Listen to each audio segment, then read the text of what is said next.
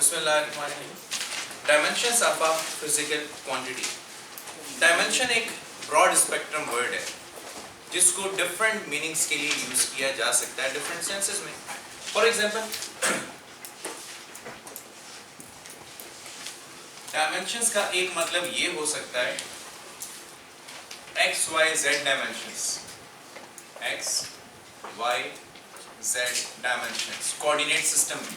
जैसे आपके पास एक्स वाई जेड कोऑर्डिनेट्स हैं, तो अगर कोई बॉडी सिर्फ एक्स एक्सिस के अलोंग जा रही है तो हम कहते हैं वो वन डायमेंशन में जा रही है। सिर्फ वाई एक्सिस के अलोंग जा रही है हम कहते हैं वन डायमेंशन। सिर्फ जेड के अलोंग जा रही है वन डायमेंशन। लेकिन अगर कोई बॉडी एक्स और वाई के दरमियान जा रही है तो ये फिर एक्स वाई प्लेन में टू डायमेंशंस में जा रही है। अगर कोई बॉडी एक्स वाई जेड तो फिर वो स्पेस में जा रही है, एक्स वाई जेड स्पेस में थ्री डायमेंशंस में मूव कर रही है। तो डायमेंशंस का एक मतलब ये होगा कि हम ये बताएं कि ऑब्जेक्ट वन डायमेंशन में मूव कर रहा है, टू डायमेंशन में मूव कर रहा है या थ्री डायमेंशन में मूव कर रहा है। ठीक है। डायमेंशन का एक और मतलब भी है।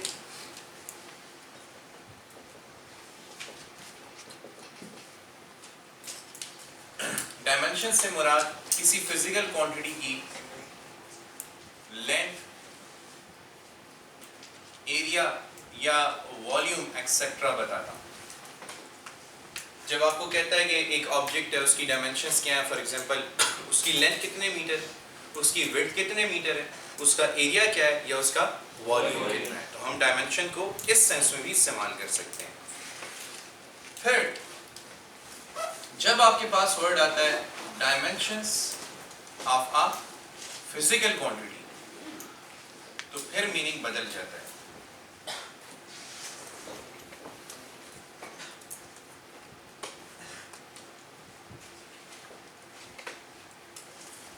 किसी फिजिकल क्वांटिटी की डायमेंशंस लिखने का क्या मतलब होता है? देखिए, आप जानते हैं कि जितनी भी डिराइव फिजिकल क्वांटिटीज हैं वो बेसिकली 7 बेस फिजिकल क्वांटिटीज के कॉम्बिनेशन से बनी हुई है। ऐसा है या नहीं? अच्छा, जैसे मैं मिसाल लेता हूँ कि एक्सेलरेशन या स्पीड ले लेते हैं सबसे आसान। Speed is the total distance covered per unit time या distance covered per unit time. अब देखें स्पीड किन दो बेस क्वांटिटीज के कॉम्बिनेशन से बनी है? One is distance length and the other one is time. ठीक है ना। फिर इसी तरह अगर आप ले लें फॉर एग्जांपल फोर्स को, force is mass into acceleration. अगर मास की बात की जाए तो इसको हम ऐसे भी लिख सकते हैं द चेंज इन वेलोसिटी पर यूनिट टाइम। अब आप गौर करें तो ये कितनी क्वांटिटीज की कॉम्बिनेशन से बना है? 3 क्वांटिटीज हैं। इनमें मास, ठीक है जी, वेलोसिटी का मतलब है distance covered per unit time, तो इसका मतलब ये लेंथ है और टाइम भी है। Is it clear? अच्छा, फिर देखें अगर सिर्फ एक्सेलरेशन की बात करूं तो यहीं पर सिर्फ एक्सेलरेशन के लिए हम क्या कहेंगे? It is change in velocity पर यूनिट टाइम। कितनी क्वांटिटीज की कॉम्बिनेशन से बने? 2। कौन कौन सी? Length and time. अच्छा बताओ, एक्सेलरेशन भी लेंथ और टाइम से बनी है, वेलोसिटी भी लेंथ और टाइम से बनी है, क्या ये दोनों सेम क्वांटिटीज हैं? नहीं। फर्क किस चीज का है? टाइम का फर्क है। यहाँ पर पावर्स में फर्क है। अगर आप इसकी यूनिट का एनालिसिस करें तो वेलोसिटी का यूनिट पर second, very good, it is metre per second. इसके यूनिट का मीटर पर सेकंड स्क्वायर। तो किसी फिजिकल क्वांटिटी की डायमेंशंस लिखने का मतलब ये होता है कि आप ये बताएं कि एक गिवन क्वांटिटी बेस क्वांटिटीज के किस कॉम्बिनेशन से बनी हुई है और कौन सी पावर्स में। 2 बातें बतानी होंगी। नंबर 1 कि एक गिवन डेराइव क्वांटिटी कितनी बेस क्वांटिटीज के कॉम्बिनेशन से बनी हुई है और किन पावर्स में कंबाइन हुई है वो क्वांटिटीज।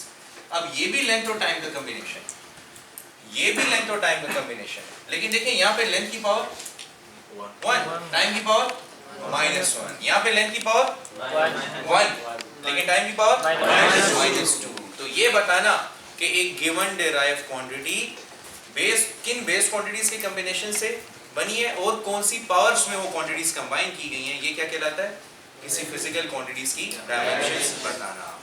अच्छा, इसके लिए जो तरीक़ेकार हम इख्तियार करेंगे वो ये होगा कि सबसे पहले हम एक डायमेंशनल फार्मूला बनाएंगे।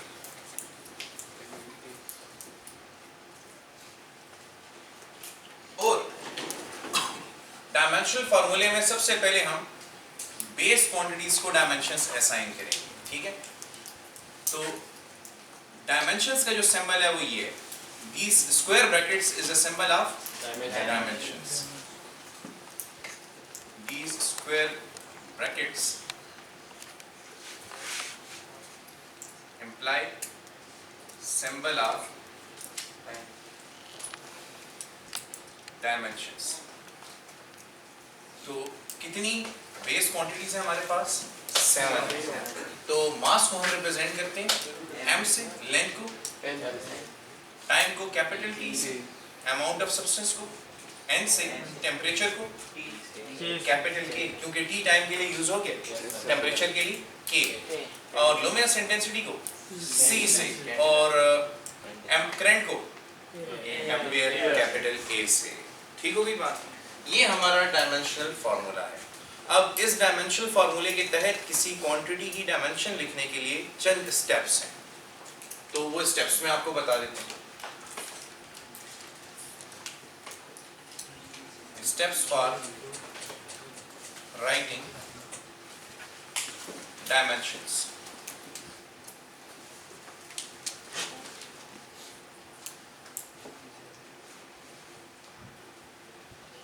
देखिए स्टूडेंट्स, फर्ज कीजिए कि आपको क्वेश्चन में कहा जाता है कि right down the dimensions of force, force की डायमेंशंस लिखें। तो बहुत आसान है। सबसे पहला स्टेप ये होगा कि आप ये बता दें कि फोर्स का फार्मूला क्या है, F = ma। उसके बाद आप क्या करें, square brackets, dimensions of force are equal to dimensions of mass and acceleration, ठीक है। अच्छा, इस स्टेप में आप क्या करें कि मास का यूनिट और एक्सेलरेशन का यूनिट पुट कर दें। मास का यूनिट किलोग्राम, एक्सेलरेशन का unit metre per second square. Third step बहुत क्रिटिकल है। थर्ड स्टेप में आपने तमाम क्वांटिटीज को न्यूमरेटर में लाना है, क्योंकि देखें यहाँ पे केजी की क्या पावर है, 1, मास की नहीं, लेंथ है, ये लेंथ की 1, और टाइम की कुछ लोग कह रहे हैं 2, कुछ लोग कह रहे हैं -2। इसलिए मैंने कहा कि ये स्टेप क्रिटिकल है। आप जब तमाम क्वांटिटीज को न्यूमरेटर में लिखेंगे तो फिर आपको इनकी रियल पावर्स पता चल जाएंगी। तो ये हो जाएगा किलोग्राम डॉट मीटर डॉट, समझ आई बात की? अच्छा, फोर्थ स्टेप में आप डायमेंशनल फार्मूला में वैल्यू पुट कर दें। डायमेंशनल फार्मूला में MLTKCAN, ये आपका डायमेंशनल फार्मूला है, ठीक है। अब इसमें वैल्यूज पुट करें। इधर मास की क्या पावर है, 1, इधर हम 1 लिख देते हैं। लेंथ की पावर 1, टाइम की पावर, अब इनमें से तो कोई नहीं है, तो इनकी power 0। Anything power 0 is equal to 1। So we get the dimensions of force as MLT - ये आपके पास फोर्स की डायमेंशंस हो। क्लियर हुआ कॉन्सेप्ट? यस। अच्छा, अब अगर मैं आपको कहूं कि right down the dimensions of work, तो लिख पाएंगे? Yes sir. वर्क, तो मैं आपके लिए क्वेश्चन लिख रहा हूं, आप लोग वर्क की डायमेंशंस पाएंगे। अच्छा, फोर्स को जुबानी रट लें, MLT - 2, MLT - 2, क्योंकि बहुत सी जगहों पे फोर्स यूज होती है, इस वजह से मैंने पहले फोर्स ही करवाई है। तो आप ऐसा करें कि as an example and try, आप right down the dimensions of work. चलें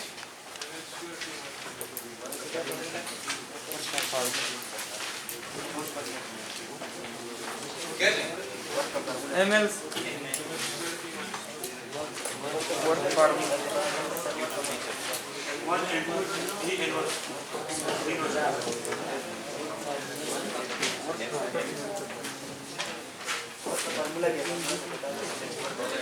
हो गई है। बस कुछ लोग स्मार्ट थे, उनको बड़ी जल्दी पता लग गया क्या है, ML2 let's see how square. देखिए, कभी कभी पुराना काम हमारी हेल्प करेगा। पहला स्टेप क्या है, वर्क का फार्मूला। वर्क का फार्मूला क्या है, F into S, force into displacement या distance covered by the body, ठीक है। अब फोर्स की डायमेंशंस तो हमें पता है ना, हम डायरेक्टली ट्राई कर सकते हैं। सेकंड स्टेप में the dimensions of force are and the dimensions of distance. तो लिख देंगे थर्ड स्टेप में डायमेंशंस ऑफ फोर्स क्या है, m l t minus dot, बल्कि डॉट डायमेंशंस ऑफ ये भी s L है। l है, तो l into l स्क्वायर तो m l square t minus these are the dimensions of work clear हुआ। Yes. अच्छा एक और एग्जांपल कंसीडर करते हैं। See right down the dimensions of universal gravitational constant g। अगर हमें कहा जाए कि यूनिवर्सल ग्रेविटेशनल कांस्टेंट g की डायमेंशंस लिखें तो कैसे लिखें, कर सकते हैं? Yes, sir. चलें सॉल्व करें, मैं थोड़ा सा टाइम लेता हूँ फिर मैं ट्राई करता हूँ।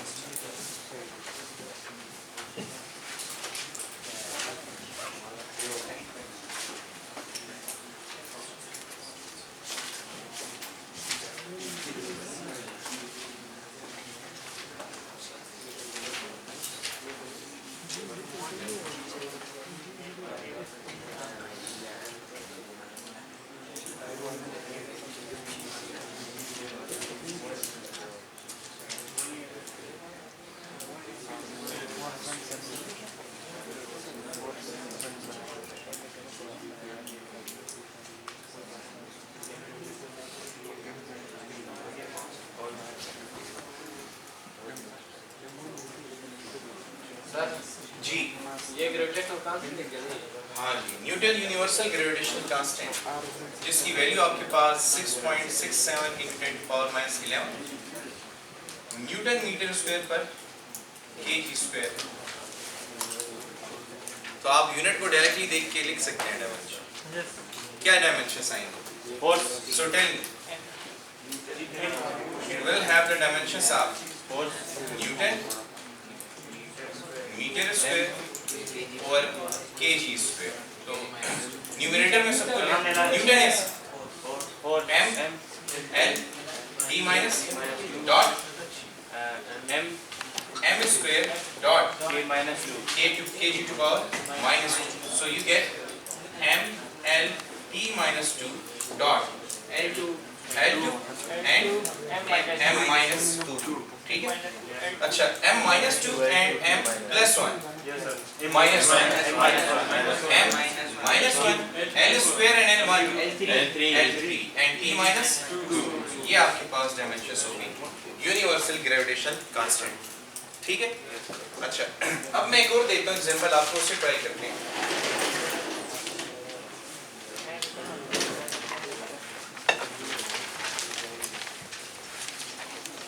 Epsilon naught, the permittivity of free space. Yes, sir. Epsilon naught is the free space permittivity.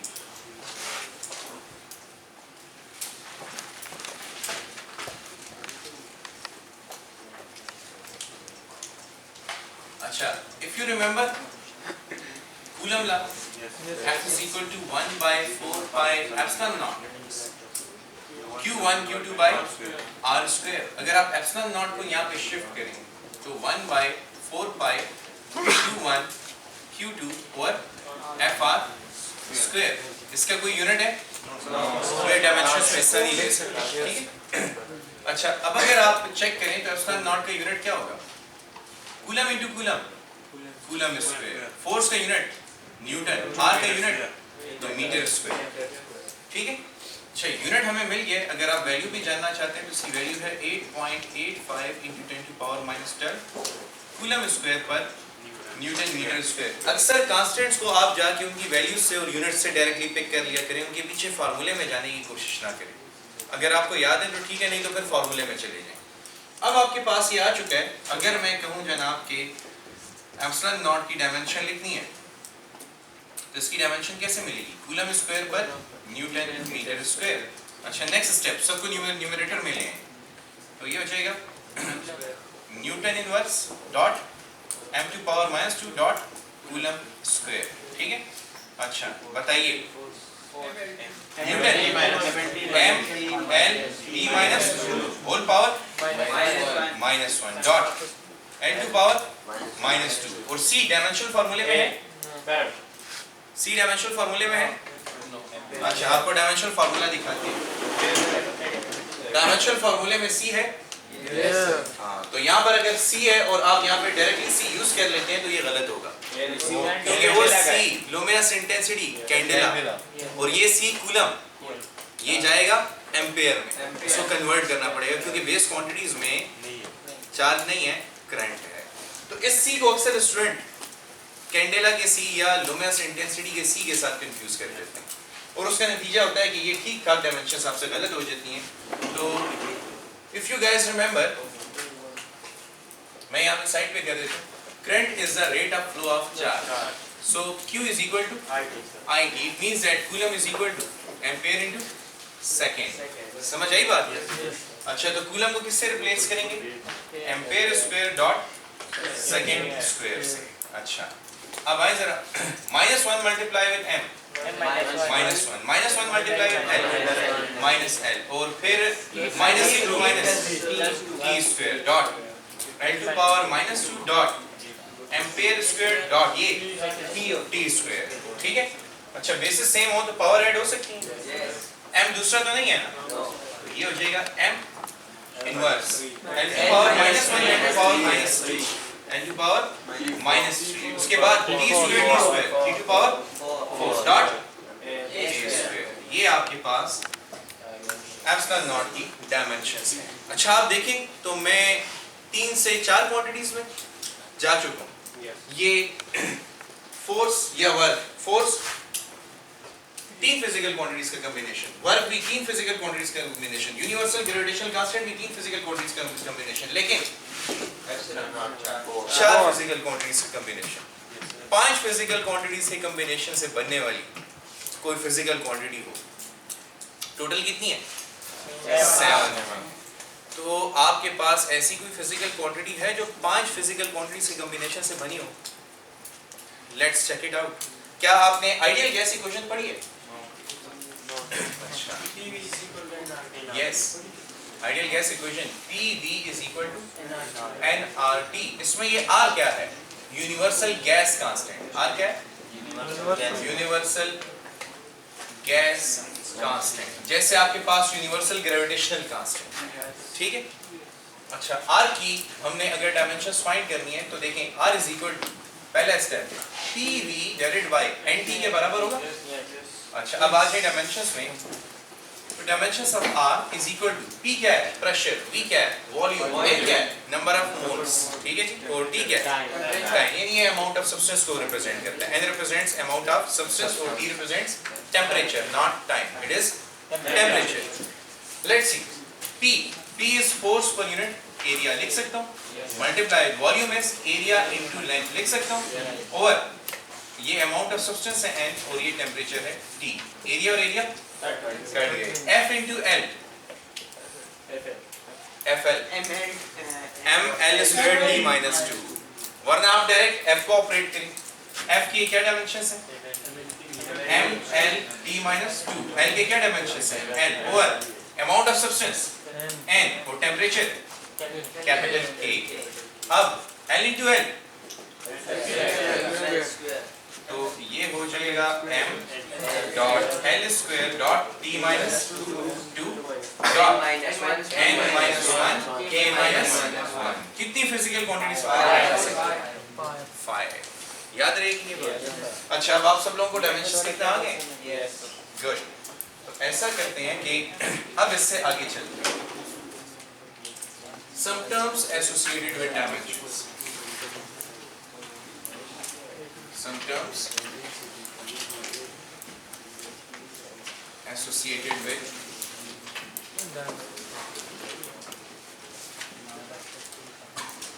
dimensions.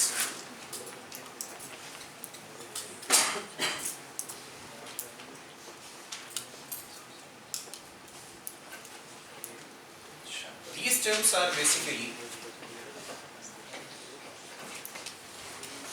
one, dimensional constants,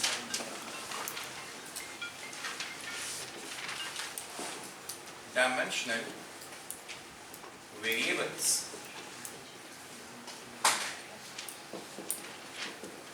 dimensionless constants, dimensionless variables.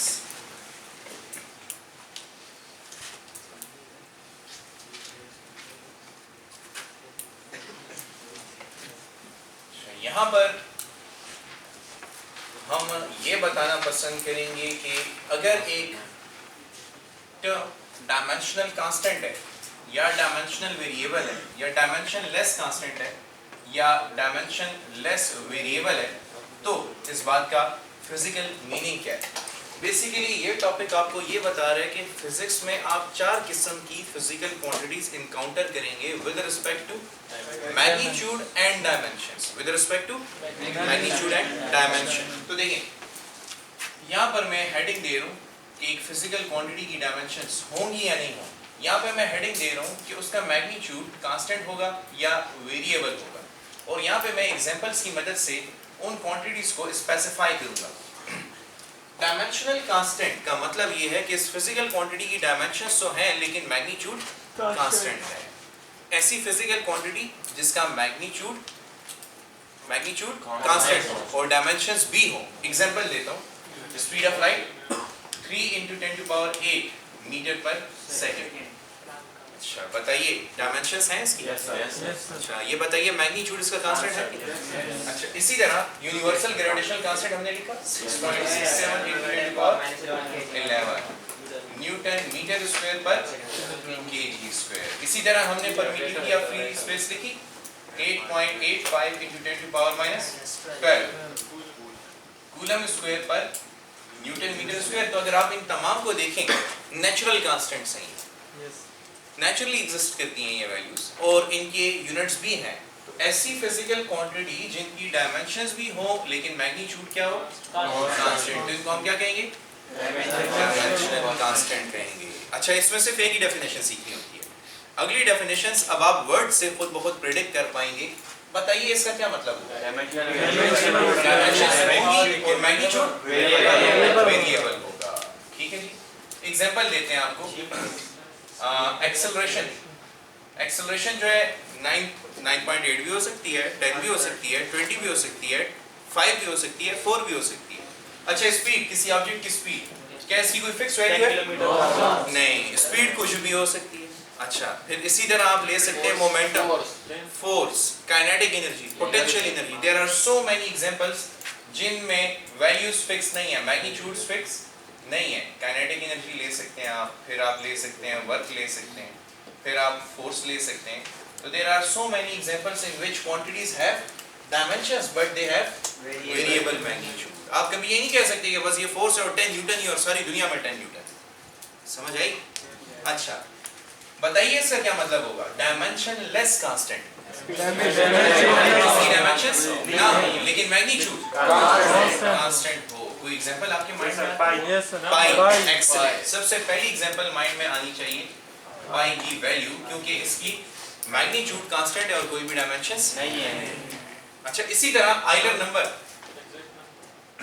2.7182 up to infinity चलता चला जा रहा है। इसी तरह एग्जैक्ट नंबर्स जितने भी हैं 1 2 3 4 यस 1 2 3 एंड सो ऑन, ये सारे के सारे क्या हैं? They are dimensionless constants. 1 का मैग्नीट्यूड हमेशा 1 ही रहेगा, 2 का मैग्नीट्यूड हमेशा 2 ही रहेगा, पाई का मैग्नीट्यूड हमेशा 22/7 ही रहेगा।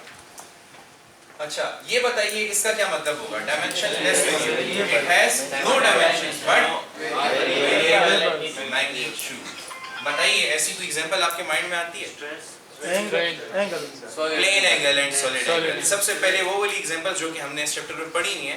प्लेन एंगल थीटा को अगर आप देखें ये 30 भी हो सकता है, 30 डिग्री भी हो सकता है, 60 डिग्री भी हो सकता है, 45 डिग्री भी हो सकता है, 2 पाई रेडियन भी हो सकता है and so on. Solid angle की इसी तरह बात की जाए ये 4 पाई स्टे रेडियन भी हो सकता है, ये 2 पाई स्टे रेडियन भी हो सकता है, वेरियस वैल्यूज ले सकता है। इसी तरह क्या आपने स्ट्रेन पढ़ी हुई है? स्ट्रेन पढ़ी हुई है कि नहीं? Strain is change in length per unit original length. Strain is change in length per unit original length. ठीक हो गई बात? तो अगर आप स्ट्रेन की एग्जांपल लिख दें वो भी हो सकती है। इसी तरह आप रिफ्रैक्टिव इंडेक्स की एग्जांपल लीजिए। रिफ्रैक्टिव इंडेक्स पढ़ा? Yes, sir. It is the ratio of speed of light in vacuum to speed of light in a material medium। तो ये वेरियस एग्जांपल्स हैं आपके पास dimensionless variables। Is it clear? Yes, sir. Okay, stop it. Thank you।